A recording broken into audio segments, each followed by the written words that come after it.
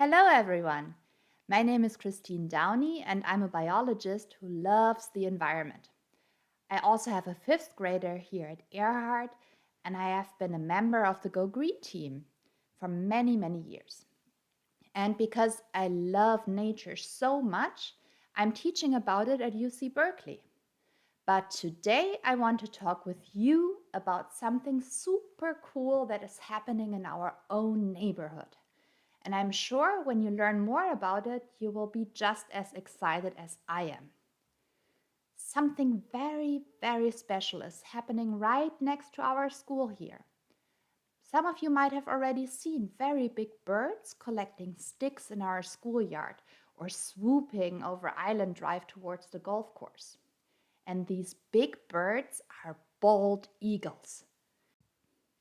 The bald eagle is a very special bird. It is not only the United States' national bird, but it's also considered sacred in many Native American religions. And although they are so important to so many people, bald eagles were on the brink of extinction because of hunting and pollution. But laws created almost 40 years ago have helped protect them, and they've made a comeback. And now they even nest here with us on Bay Farm. So in my presentation here today, I'm going to first talk about what bald eagles look like and what special adaptations they have in their body. I will introduce you to our bald eagle neighbors here on Bay Farm and also share a bit about their story. Then I will talk about bald eagle habitat, which means where do they live? And I will share with you what they eat and how they get their food, what their nests look like, and what exactly happened that brought them so close to extinction. But the last part is the most important part, because that one is about you and what you can do to protect not just bald eagles, but the environment we all live in together. So let's get started with the body structure. This here is a drawing of a bald eagle. And when you see one, you might not be able to tell if it's a male or a female because they have the same colors. But you always can recognize a bald eagle by its white head and white tail. And the bald in the name bald eagle actually comes from an Old English word meaning white head. So it's not a bald eagle, meaning no hair on its head, but it just means a white-headed eagle. Apart from the white head and the white tail, they have a brown body. They have a hooked yellow beak, which is designed for ripping and tearing prey into bite-sized pieces. With a wingspan of up to 8 feet, the bald eagle is one of the largest raptors in the world. Bald eagles can reach great heights when they are flying. They use thermal convection currents, and with those they can climb up to 10,000 feet in the air. And they can soar for hours using these currents. When they are cruising, they can fly about 40 miles per hour. Bald eagles also have great eyesight, which lets them see fish up to a mile away. And when they attack, they drop down at up to 100 miles an hour. Bald eagles also have very powerful yellow legs, and they have feet that are equipped with large talons used for killing prey. In my presentation here, I did not just want to talk about bald eagles in general, but our bald eagles here on Bay Farm in particular. But now that you know what the body of a bald eagle looks like, I'm coming to our bald eagle pair here on Bay Farm. And so to learn a little bit more about our bald eagles, I met with a volunteer from the Audubon Society, and his name is Rick. And he has been watching the bald eagles on the golf course for over 100 days now. And he took all of the fantastic photos that I'm using in this presentation. So you can always see it says on the bottom Rick Lewis because he took them. And Rick is very knowledgeable about all kinds of birds, but raptors, so birds of prey in particular, and I really enjoyed learning about our eagles from him. The female in our couple is called Big Junior, and you can see her sitting on the left side in this photo here. Female adult bald eagles are usually bigger and heavier than males, and you can see this clearly in the picture here. So just look how much bigger she is. Big Junior was born in Milpitas, so pretty close by, in March 2019, to a pair of bald eagles who began nesting there in some redwood trees, also at an elementary school in 2017. When she was 2 years old, unfortunately, she was injured, and a hiker found her in an Oakland park with a broken shoulder bone and severe bruising on her back.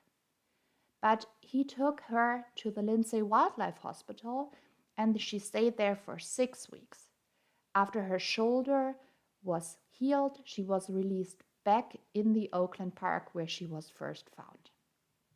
So how do we even know that our female bald eagle is the same one that was born in Milpitas and was injured in Oakland? We know that because she has some identifying marks. So she has a missing talon on her right foot, so one of her toes or claws is missing on her right foot, and she has a dark spot in her right eye. And because the male, so the bird here on the right, he does not have any special marks, so we don't know yet where he came from. Rick first spotted the bald eagles building a nest on the golf course at the end of December last year. And you might have seen the bald eagles gathering sticks in the trees on our schoolyard and carrying them over to the golf course. Sometime in the beginning of March, the female laid eggs, but unfortunately the nest was damaged in the huge storm we had on March 21st, and the eggs fell out. A group of 10 volunteers are still monitoring the eagle pair every day, and everyone is hoping that the eagles will stay on Bay Farm and that they will lay eggs again next year. So now I want to talk about their habitat. Bald eagles live within 2.5 miles of water, so they always need a body of water very close by. But this water can be of different kinds, so it could be estuaries, large lakes, reservoirs, rivers, and even some seacoasts, because fish is their main food source. So wherever there is enough water so that there is plenty fish, they are able to live. And bald eagles need old trees with hard wood to sleep, live, and make their nests in. And what is interesting is that the kind of tree is not as important as the distance to a body of water. And sometimes they also nest on cliffs and man-made structures like cell phone towers, but usually they nest in trees.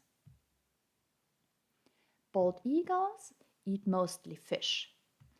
And our pair of bald eagles mainly catches carp from the ponds on the golf course. As you can see here in this picture, you can see the bald eagle holding a carp in its talon. But they also have been seen eating gophers and ground squirrels here on the golf course. And they also brought in some coots, ducks, and seagulls. Bald eagles become adults when they are 4 or 5 years old. And it is thought that bald eagles mate for life. They usually choose the top of large trees to build their nest, which they typically enlarge every year. The nest of the bald eagle is larger than any other nest in North America, because every year more is added to the nest until it may soon become as large as 13 feet deep and weigh 1 ton. That's almost as much as a hippo. Eagles lay between 1 and 3 eggs per year. Both the male and the female take turns incubating the eggs. The other parent will hunt for food or look for more to add onto the nest. After a little over a month of incubation, the eggs hatch. And little bald eaglets are not born with their distinctive brown and white look. When baby eaglets hatch, their entire bodies are covered with light gray feathers. And within 3 months, the young eaglets are flying. When America adopted the bald eagle as their national symbol in 1782, the country may have had as many as 100,000 nesting eagles. Unfortunately, a lot of people hunted eagles, and in 1940 the species was threatened with extinction. Therefore, Congress passed the Bald Eagle Protection Act, which prohibited killing, selling, or possessing the species. Despite less hunting, in the 1950s, the bald eagle was close to becoming extinct again. And that was because of the use of a new pesticide called DDT. DDT was used to control mosquitoes and other insects, but the DDT residues washed into waterways, where aquatic plants and fish absorbed it, and when the bald eagles ate the fish, they became poisoned as well. The DDT caused the female eagles to grow eggs with shells so thin that the eggs were too weak to withstand the weight of their parents and they broke. But there were also other things that threatened bald eagles, like the loss of their habitat and illegal hunting. Also, oil and lead poisoning were other big reasons why bald eagles began to die out. In 1972, DDT was finally banned in the United States. And in 1973, only 18 breeding pairs were left in California, and all of them in the northern third of the state, so barely any left. But with the ban of DDT and the strict protections of the species, the bald eagle's population began to rise again. And you can see here how the numbers are climbing. So from very, very few in the 1970s, the population numbers grew and grew and grew. And they grew so much that in 1995, the bald eagle was officially taken from the United States list of endangered species. And the map here on the right shows bald eagle territories in California in 2006. And you can see that back then there was only one territory in the entire Bay Area. In recent years, the Bay Area has seen bald eagle nests in Milpitas and at Lake Chabot, Ardenwood, and Del Valley regional parks. And now we have a pair nesting here on Bay Farm. So here is what you can do to keep our eagles safe. First of all, please do not go onto the golf course, even if you would like to take a photo, but please only do that if you are registered for a bird walk with the Audubon Society. And if you see an eagle somewhere on the ground, for example, here at our school, and it might be seeking for nesting material or food, please do not move any closer to it.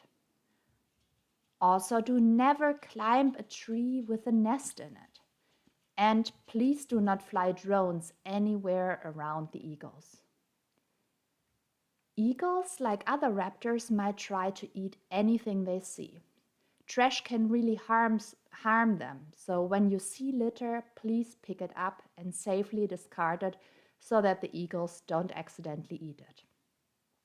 And another good way to help bald eagles is to tell the public about the bird's habitat requirements and to learn more about them yourself. So you could join a group of bird watchers or any other people that love nature and learn about all the fascinating species around us.